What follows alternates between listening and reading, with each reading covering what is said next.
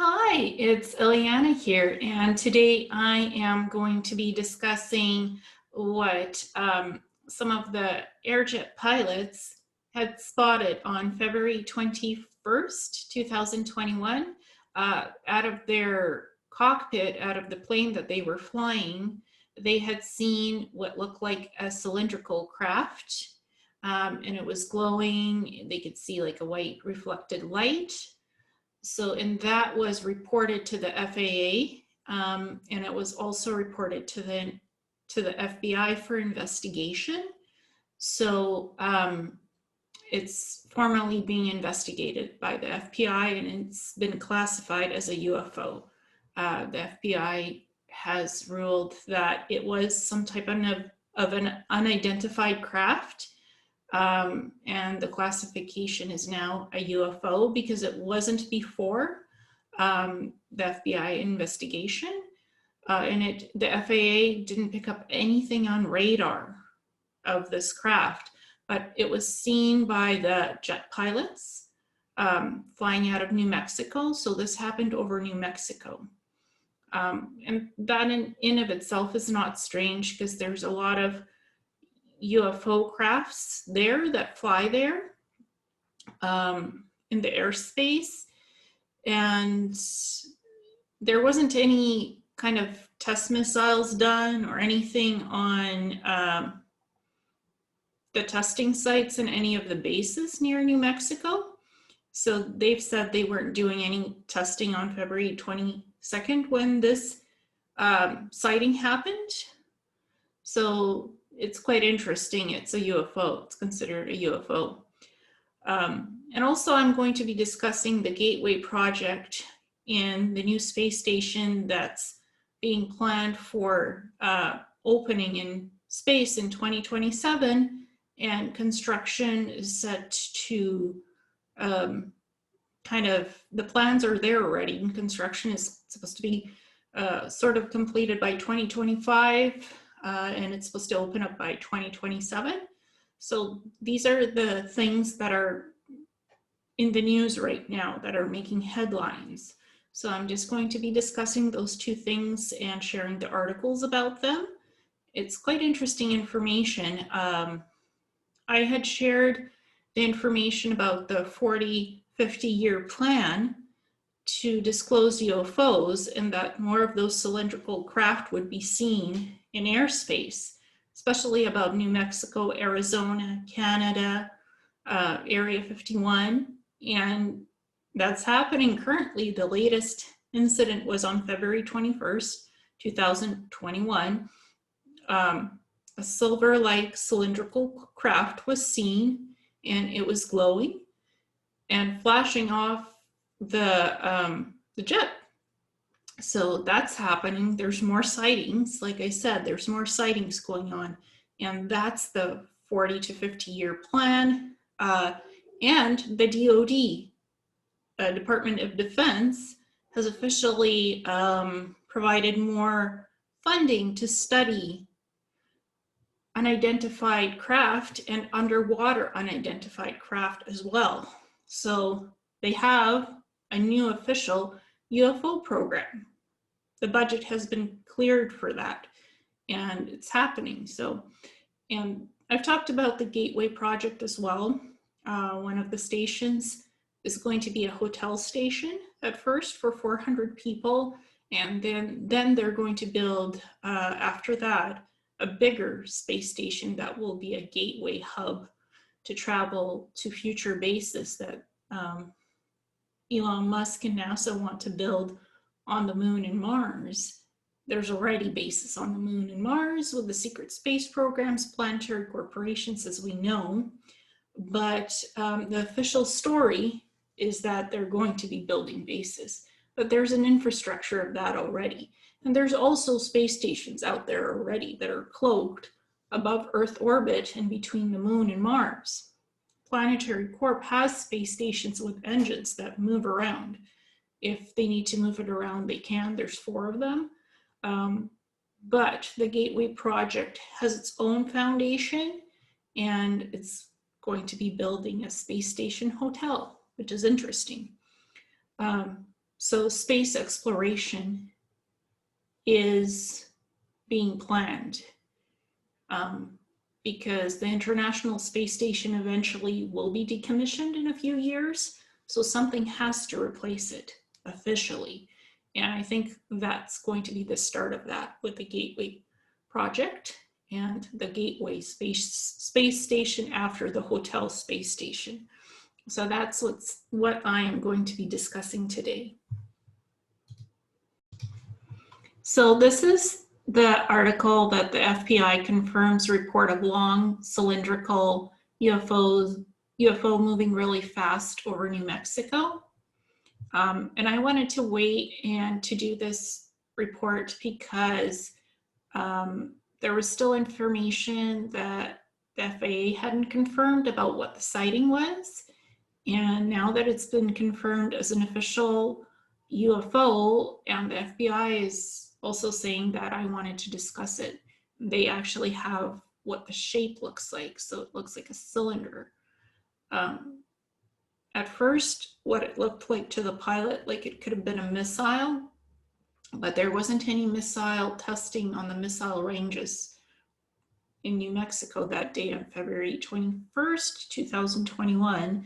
So it's considered a UFO. So I'm going to look at the notes of the article first. American Airlines pilots encountered a strange UFO over New Mexico. The long cylindrical object looked like a cruise missile type of thing, one pilot said in a leaked radio transmission.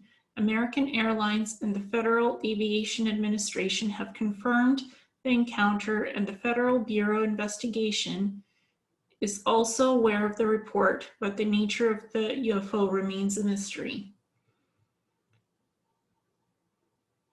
An American Airlines flight crew encountered an unidentified object over New Mexico on February 21st. American Airlines has confirmed the strange incident during which a long cylindrical object that almost looked like a cruise missile zipped over the Airbus A320, according to a pilot's transmission obtained by the Warzone. American Airlines Flight 2292 was en route from Cincinnati to Phoenix on Sunday afternoon when it came into contact with the mysterious object at approximately 37,000 feet over northeastern New Mexico.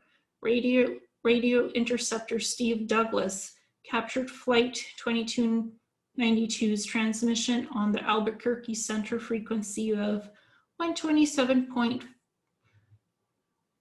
megahertz or 134.750 megahertz. In the transmission, which you can hear below, the American airline pilot reported, "Do you have any targets up here? We just had something go right over the top of us. I hate to say this, but it looked like a long cylindrical object that almost looked like a cruise missile type of thing moving really fast right over the top of us." So there's a video of this transmission. And all airline pilots are now required to report UFO sightings because there's a registry, an official registry for reporting it. Navy, airline pilots, anyone who sees something in the airspace that can't be identified is to report it. Albuquerque Center didn't respond to the pilot's report because local air traffic interfered, Douglas wrote on his blog. Deep Black Horizon, American Airlines Flight 2292 safely landed in Phoenix shortly after the encounter. So the UFO didn't interfere with the Airbus itself. It was just zipping around the airjet. American Airlines later confirmed with the Warzone the validity of the transmission. And the Warzone is the first website that reported on this. Following a debrief with our flight crew and additional information received, we can confirm this radio transmission was from American Airlines Flight 2292 on February 21st. For any additional questions on this, we encourage you to reach out to the FBI. When TMZ reached out to the FBI spokesperson, Frank Fisher said the Bureau is aware of the reported incident, he continued, while our policy is to neither confirm nor deny investigations, the FBI works continuously with our federal, state, local, and tribal partners to share intelligence and protect the public. The Federal Aviation Administration, FAA, also released a short statement confirming the encounter. A pilot reported seeing an object over New Mexico shortly after noon local time on Sunday, February 21st, 2021. FAA air traffic controllers did not see any object in the area on their radar scopes, so they couldn't spot anything on radar for this object, but it was seen there in the airspace by the pilots. As the Warzone points out, New Mexico is indeed home to White Sands Missile Range, the sprawling stretch of desert where the US military has long tested everything from nuclear weapons to V-2 rockets. The site is actually the birthplace of America's space program, and today is home not to just a space capsule landing field, but the latest in weapons tech, too, from lasers to electromagnetic railguns. So they have a space capsule landing field. That's interesting. And they're testing out lasers and electromagnetic railguns. And that's interesting. Electromagnetic railguns, those are used on Mars by the Mars Defense Force, actually. That's something that Randy Kramer spoke about. So we're testing electromagnetic railguns right now here on Earth. They've been on Mars for a long time as approved weapons to use. But White Sands is approximately 400 miles away from the site of Sunday encounters west of Clayton, New Mexico. And it's unlikely a weapon like a cruise missile could have gone off the reservation during a test, the Warzone's Tyler Rogaway observes. Scott Stearns, the chief of public affairs at White Sands, told Fox News the missile range wasn't testing anything on Sunday.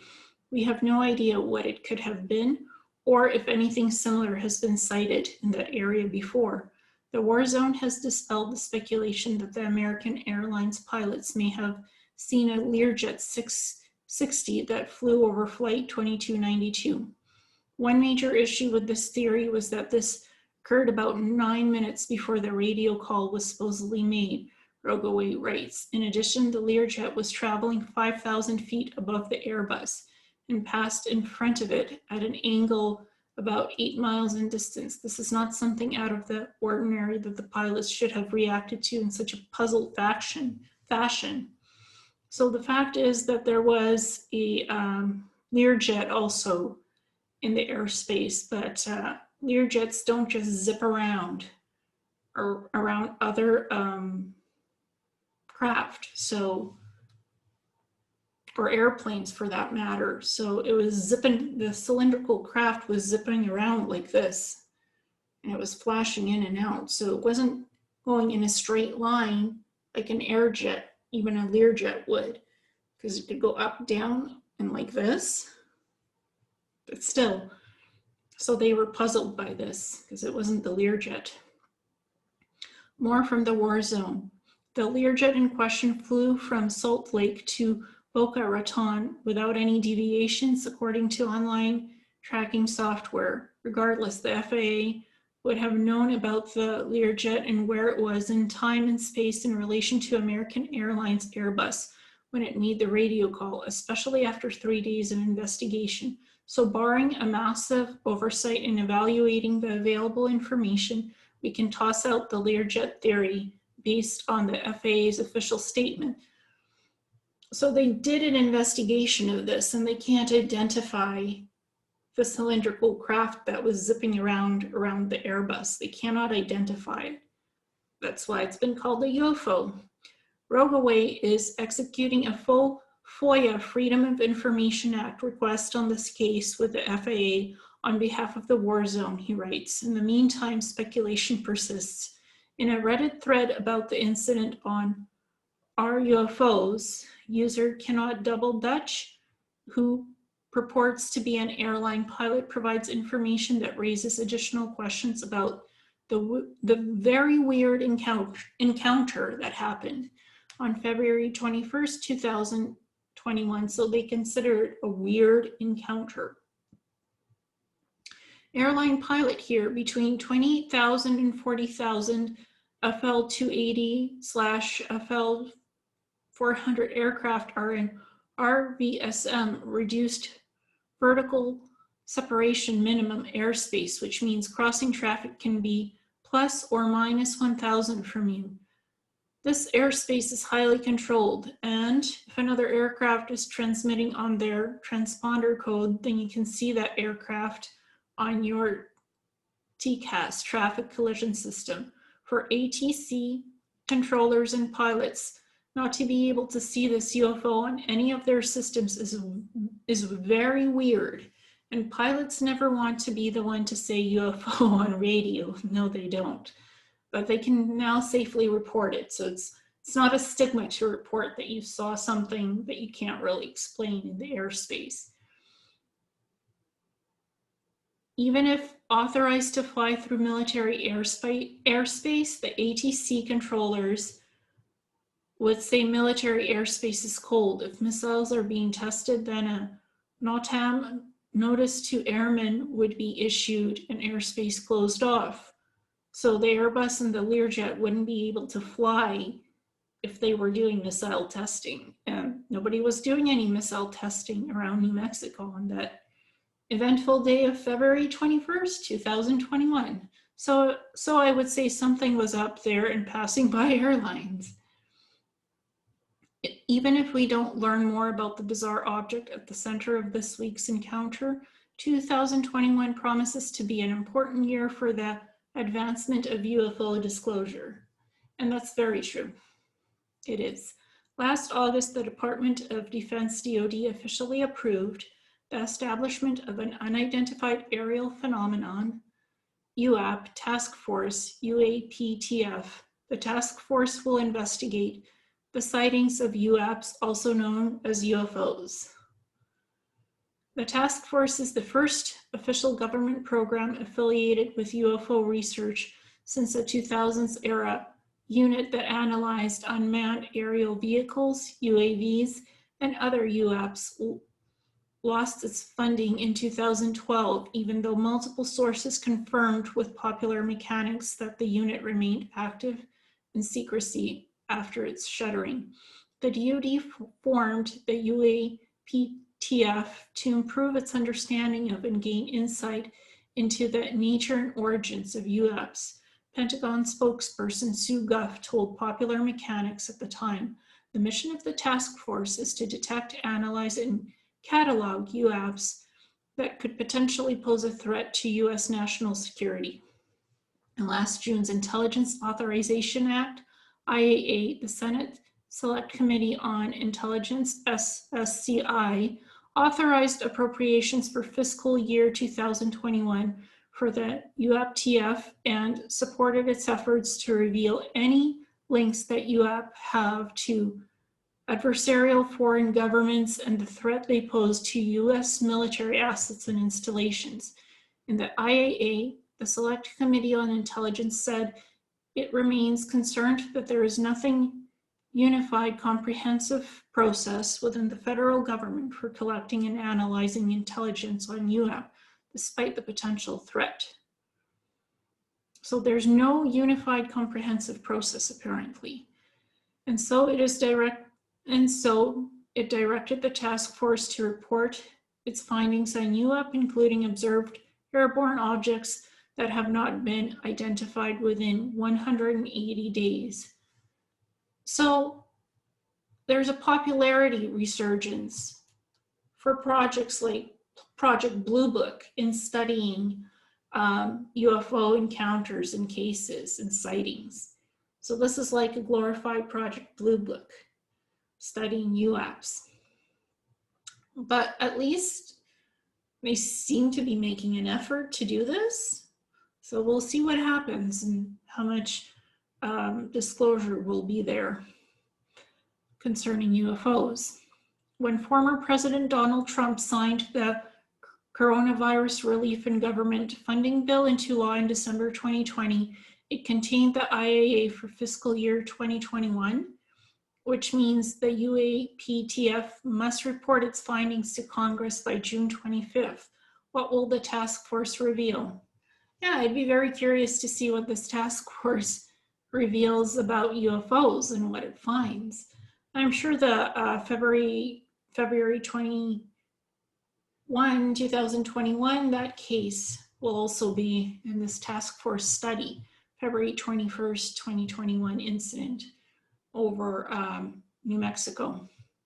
And this is, again, the typical cylindrical tic-tac shaped UFO that Planetary Corp has been making on Mars for a long time. It's an equivalent to a shuttle that can be manned by four to 8 people or 2 people, or it can be remotely controlled as well and unmanned and doing reconnaissance. So it's a typical shuttle style craft that has a warp bubble, warp field around it to even mask its shape, what it really looks like. It has kind of its own airspace that controls it with that warp bubble. And its anti-grav engines. That's why it can move so quickly, because it could fold space and time, literally, and zip in and zip out. And that's what it's designed to do. So now I'm just going to talk about the world's first space hotel with bars and cinema to start construction for 2027 opening. And that's the Gateway Hotel Space Station that I was discussing. It's called the Voyager Station. And out of this world space hotel is set to open in 2027. The hotel named Voyager class space station will be the world's first space hotel and will be able to accommodate 400 people. As well as hotel rooms, the ambitious hotel will boast its own bars, cinema, restaurants, and spa. Orbital Assembly Corporation, OAC, the company building the Voyager, said construction will begin in 2025 with the intention of it being operational by 2027. But they've had plans for this since 2018, I think. They've been making videos about it. So this is kind of like a concept idea what this hotel room will look like in space on the Voyager class space station. OAC is a company focused on the colonization of space, something which is arguably aiming to do with the Voyager station. As per its website, the station is described as a rotating space station designed to produce varying levels of artificial gravity by increasing or decreasing the rate of rotation. And I've covered in my secret space program disclosure that there's already space stations out there like this, above Earth orbit, above Mars orbit, between the moon and Mars. But they're more advanced than this concept, which was an original Wernher von Braun concept of a circular gravitational space station. This is something Wernher von Braun helped to design in the original concept. So they're saying that they're going to build this. There is already an infrastructure of these types of space stations out there. And some of them are very advanced and they're cloaked. So I guess they want a hotel. The Gateway Foundation wants a hotel, so they're building that. The station will be designed from the start to accommodate both national space agencies conducting low gravity research and space tourists who want to experience life on a large space station with the comfort of low gravity and the feel of a nice hotel. It further explains the unique accommodation will consist of 2 concentric structural rings fixed together. There will be an inner and outer ring. The inner one will be a docking hub, while the outer one will be the backbone of the station and provide mounting for habitable modules, solar panels, radiators, and a rail transport system, and will be where people will be able to move about the station freely. There will then be pods attached below the outer ring, each of which will have different purposes. Some may be sold to NASA for research purposes, while others will be used for accommodation, restaurants, and bars.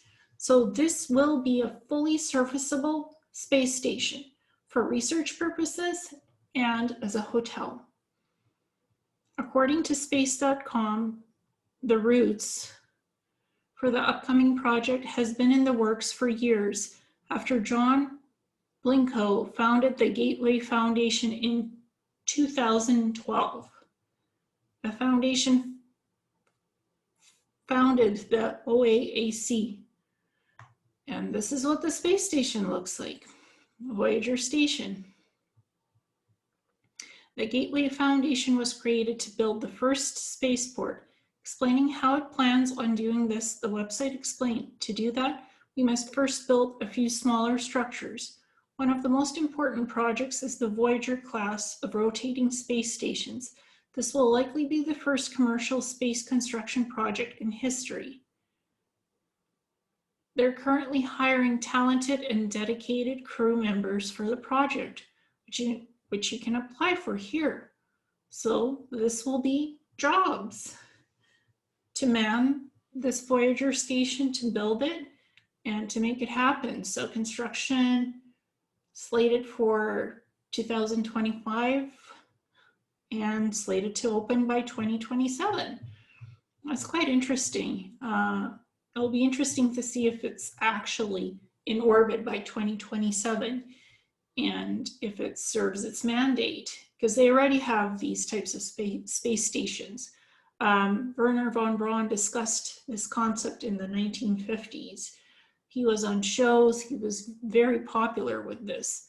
And Wernher von Braun was a German scientist who was imported by Project Paperclip to the US to build out rockets, missiles, and to create these kinds of space stations for the secret space programs for US Navy and military beginning stages of the SSPs for the US space program. So this is not a new concept, but they're going with it to say that this will be the new structure in space and infrastructure, that this is the latest they have in technology, but this is old technology actually. It's not new, it's old, but it's interesting that they're coming out with this. Thank you so much.